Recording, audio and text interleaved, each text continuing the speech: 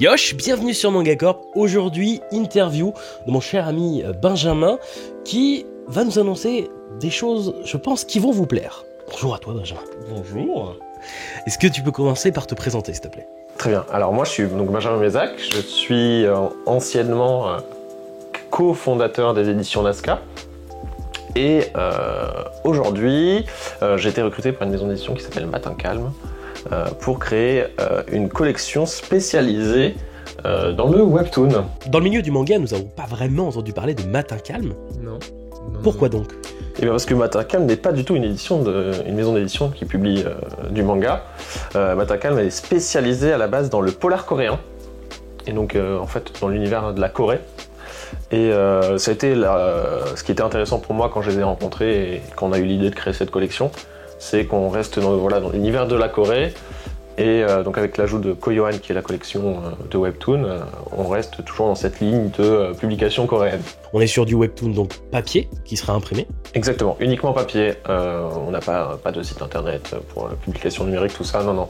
C'est vraiment une proposition d'ouvrage papier. Au niveau des dates, des titres, des choses à annoncer, qu'est-ce qui va arriver finalement? Alors, pour notre première année, donc les premières publications vont arriver début mai. Pour notre premier titre. L'objectif c'est d'avoir 4 publications cette année. Je vais parler des 3 premiers titres et le 4e on le gardera pour plus tard.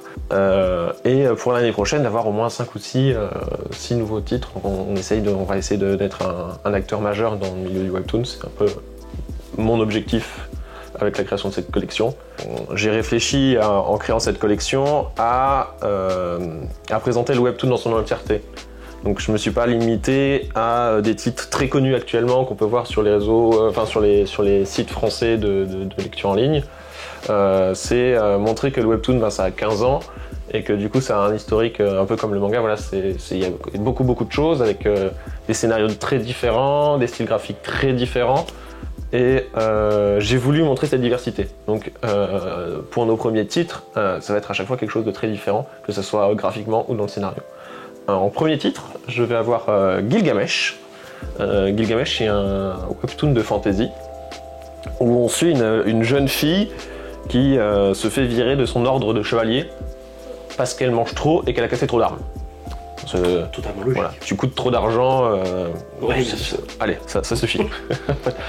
Et donc elle quitte la ville où elle est anciennement chevalier et elle tombe sur une bande de voleurs qui agressent un vieil homme dans la nature et elle va pour le sauver.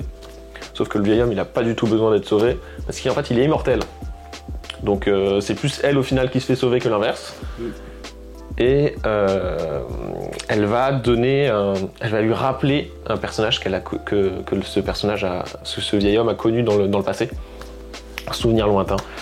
Et il va décider de l'aider parce qu'elle est atteinte d'une maladie qui est en train de la tuer.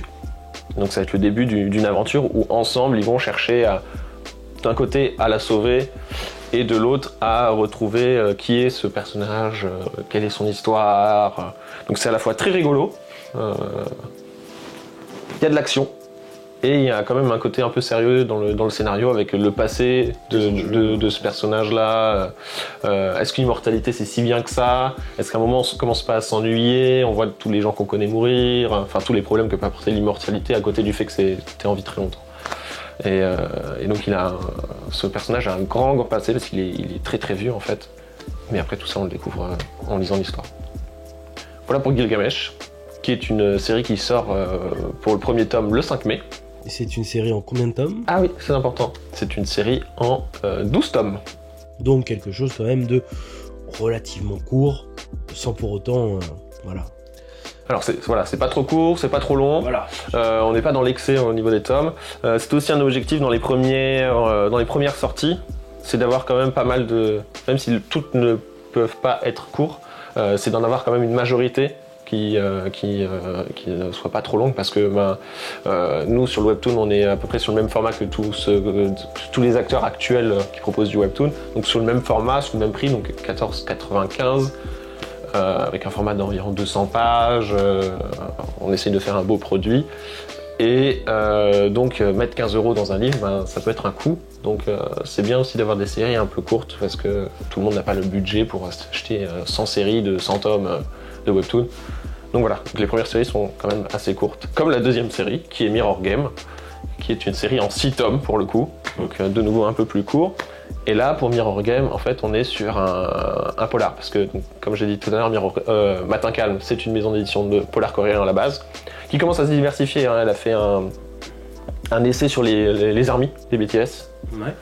Et là, elle prévoit de sortir des romans jeunesse, en plus. Ouais, elle commence un peu à... Donc, en plus de Koyohan, si vous êtes intéressé par les romans et par la Corée, eh bien, vous pourrez Voilà, il y a jeter un coup d'œil. Il y a pas mal d'autres choses intéressantes dans leur catalogue. Donc Mirror Game, voilà.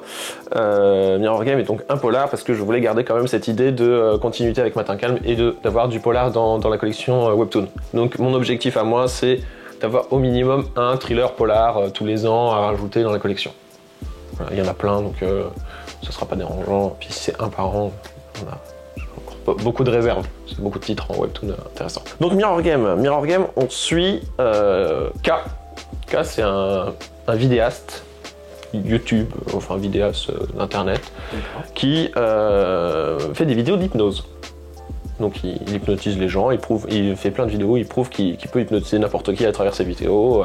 Il te fait lever les bras, il te fait embrasser ton voisin, voilà, il prouve qu'il peut le faire. Et il annonce qu'il va faire son plus grand show. Et vraiment, il est devenu très très célèbre. Et donc, il y a les 3/4 de la planète qui regardent. Et le jour de son show, il hypnotise tout le monde. Il leur dit, dans 20 jours, vous vous suicidez tous.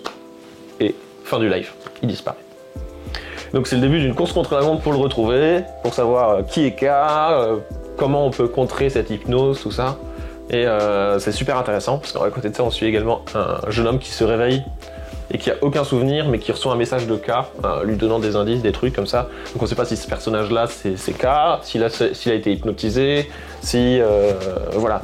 L'auteur réussit à te mettre le doute tout le temps pour savoir si ce personnage est K ou pas. Et t'as le doute aussi parce qu'il peut hypnotiser n'importe qui, quoi. Donc ça se trouve, il te fait juste croire qu'il a hypnotisé ce gars qui croit qu'il est K ou autre. Enfin, l'auteur arrive à te garder ce doute à chaque chapitre, et à chaque chapitre tu dis ok, c'est K, ok, en fait c'est pas lui, ok, c'est lui. Tu vois, tout le temps tu t'évites, et je trouve qu'il a très très bien travaillé son scénario. Est-ce que c'est K? On ne le saura, il faut le lire pour le savoir. Donc voilà, ça c'est Mirror Game. Une série courte du coup, et en plus de ça, un truc sous tension, haletant. Et... Ouais, voilà. On a un vrai suspense tout le long. Et autant pour Gilgamesh, c'était une série qui était déjà adaptée en Corée, en format papier. Là, Mirror Game, c'est nous qui travaillons sur l'adaptation. Donc on a fait en sorte d'avoir une très belle adaptation, que ça soit très dynamique à la lecture, que ça soit fluide. Il y a un vrai retravail complet de la mise en page, parce que vraiment entre le webtoon et le papier il y a toujours un grand changement, parce que le webtoon a ses propres codes. Et donc il faut appliquer les codes maintenant du format livre au webtoon. Donc il y a eu un vrai travail, il y a eu une modification des tailles des bulles, des choses, etc. pour que vraiment l'illustration soit belle. Voilà, un très grand travail c'est fait par le studio Macma qui s'occupe déjà de pas mal de webtoons, que ce soit sur du lettrage ou de l'adaptation en France. Et ben parlons de la troisième. Et ben la troisième série, ça s'appelle My Life as an Internet Novel, qui est une romance. Donc voilà, on aura fait 3 styles vraiment très différents. Exactement, fantasy, polar thriller, romance. Et là, on suit une jeune fille qui fait une vie lambda et qui un jour se réveille. Et enfin, c'est pas qu'elle se réveille, elle commence le lycée. Et son monde se transforme en fait. Elle se retrouve coincée dans une web romance.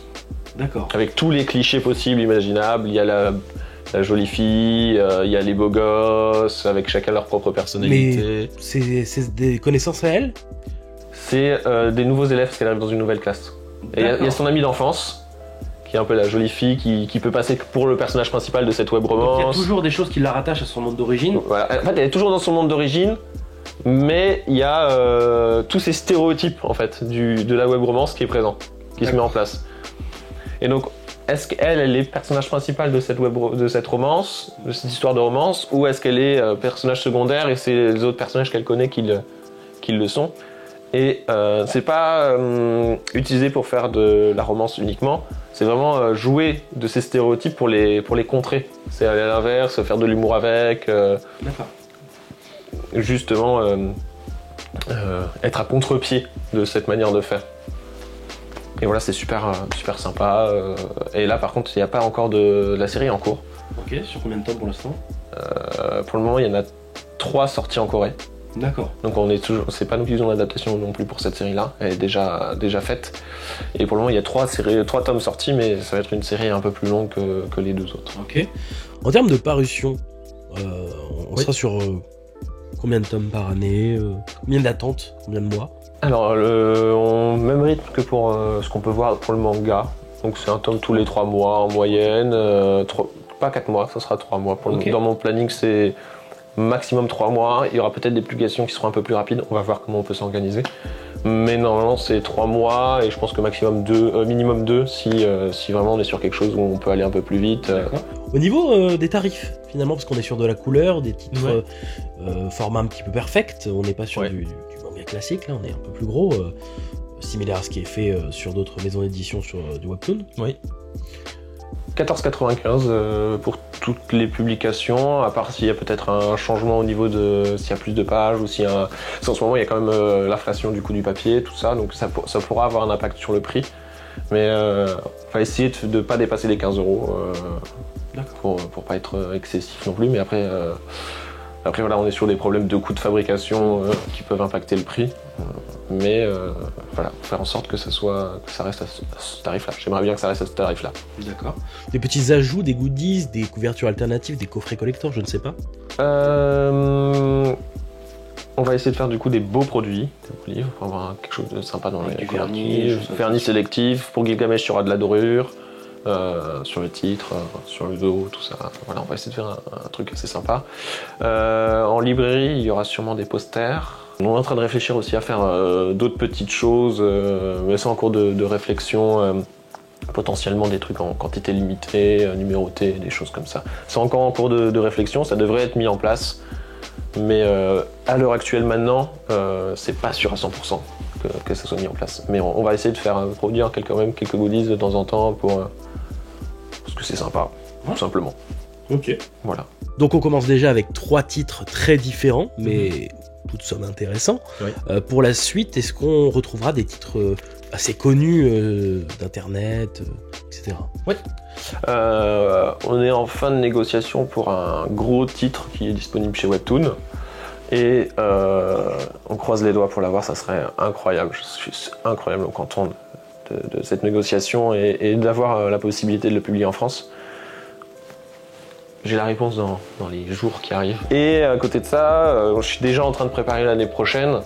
Quand je disais qu'il y avait 5-6 titres, j'en ai déjà signé 2. J'en ai 2 autres qui sont en fin de négociation également. Donc on a déjà un beau catalogue qui se construit derrière. Et pour l'année prochaine, j'ai des titres qui, normalement, d'après les ayants droit, doivent être adaptés en film, en série live et en série d'animation. Donc avec vraiment une belle mise en avant, un niveau transmédia, tout ça, il y a vraiment quelque chose, des jeux vidéo, donc il y a beaucoup de choses qui se préparent avec des titres, avec des beaux titres. Non mais en tout cas on a vraiment très hâte de voir tout ça. Oui. Je pense que bien évidemment j'en parlerai sur la chaîne, vous aurez de quoi découvrir tout ça. Mais pour le coup on peut dire que tu as déjà pas mal de casquettes à ton actif. Pour ceux qui seraient intéressés pour faire comme toi finalement, être acteur du monde du manga, quelles sont tes études, comment ça s'est passé, est-ce que tu peux nous parler un petit peu de ton parcours? Alors moi de mon côté j'ai fait des études qui avaient rien à voir à la base. Faire un bac dans le bâtiment, j'étais faire des études d'infirmier, rien à voir. Et j'ai commencé au bout d'un moment à faire des études de libraire, donc j'ai été libraire pendant 3 ans.